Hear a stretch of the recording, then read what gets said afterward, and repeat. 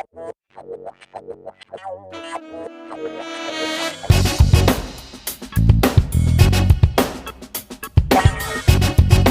et bienvenue dans la chaîne Mathématiques Sciences. Aujourd'hui je prends et expliquer une nouvelle vidéo qui est une vidéo donc d'exercices en mathématiques dans laquelle tout simplement ici nous allons apprendre à tout simplement utiliser le vocabulaire pour décrire un solide.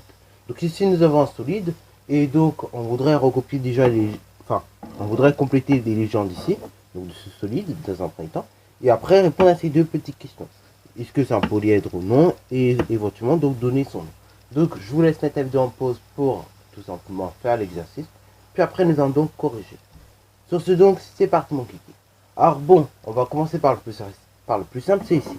Alors, déjà on a un solide quelconque, et donc un point du solide, c'est ce qu'on a, dans ce cas-là, un des points du solide, et c'est ce qu'on appelle tout simplement donc un sommet, ok.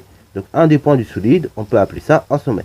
Alors dans le cas ici de ce solide là, on pourra même préciser, je vous donnerai le nom tout à l'heure, donc du solide, mais dans le cas de ce solide là, on peut le préciser, c'est le sommet principal. Bon, bien évidemment, ça marche que pour ce solide là, le cas du sommet principal, ok. Ça marche que pour ce solide là et un autre. Donc je vous en reparlerai tout à l'heure dès qu'on aura son. Donc en tout cas, ici on a également un sommet, ici ça peut être également un sommet. En fait, tout point du solide, on appelle ça un sommet, ok. Et dans ce cas-là, on parle de sommet même principal pour ce solide. Vous comprendrez un petit peu pourquoi. Et encore mieux, peut-être en classe de 5e, 4e, puisque là, je vais un peu plus dans le détail au niveau des solides. Bon, deuxième des choses, nous avons donc un segment ici, et donc tout segment qui forme le solide, on appelle ça tout simplement une arête, ok. Donc arête, ça s'écrit ainsi, ok, et non avec deux R. Et enfin donc, ce qui va recouvrir le solide en quelque sorte, que vous pouvez voir ici, ou même encore ici et ici, c'est ce qu'on appelle tout simplement une face, ok. Une face, ça va permettre de recouvrir l'ensemble du solide, ok. Voilà, donc ça déjà, on a fait entre guillemets une première partie d'exercice. Bon, donc deuxième partie d'exercice, on voudrait répondre à ces deux petites questions. Est-ce que c'est un polyèdre ou non, et éventuellement donner son nom.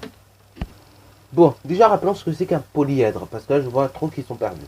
Donc un polyèdre c'est quoi? C'est tout simplement un solide dont les faces sont des polygones.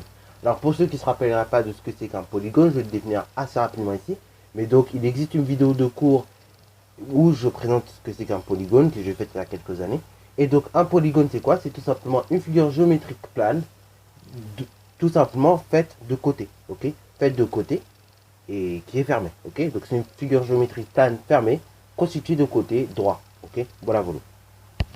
Et donc pour savoir les différents nombres de polygones, parce qu'il y a différents types de polygones, il y a différents noms pour chaque polygone, et donc chaque polygone a sa particularité, je t'invite à aller voir la petite vidéo que j'ai faite sur les polygones il y a quelques années de ça, que je t'ai montré il y a quelques secondes. Voilà, donc ici on voit quoi? On voit que toutes les faces effectivement sont des polygones. Dans ce cas là, ce solide là, et on peut considérer qu'il s'agit d'un polyèdre, ok, puisque toutes les faces là que vous voyez sur la représentation, et tout simplement sont des polyèdres, sont des polygones. Et dans ce cas là, le solide en question est un polyèdre. Et enfin donc, dernière chose qui est pas très difficile, c'est de donner le nom du solide. Alors là, bon, c'est vrai que c'est la représentation perspective cavalière, cavalière, oui, comme vous pouvez le voir ici. Ça peut vous paraître, pour certains, ça ne peut pas venir tout de suite, mais en fait, si, c'est très simple. Ce genre de solide, dans la vraie vie, ça ressemble à ceci. Donc ça tombe très bien, j'en ai un sur moi. Donc ça ressemble à ceci. Et ce genre de solide, vous connaissez son nom, ok. Vous connaissez son nom puisqu'il y en a un apparaît, ok. Voilà, ça ressemble à ceci d'ailleurs. Et il est au Louvre, donc pas loin des Champs-Élysées. Et donc, ce monument-là, on appelle ça comment? On appelle ça la pyramide du Louvre, ok. Ou le musée du Louvre, si vous préférez.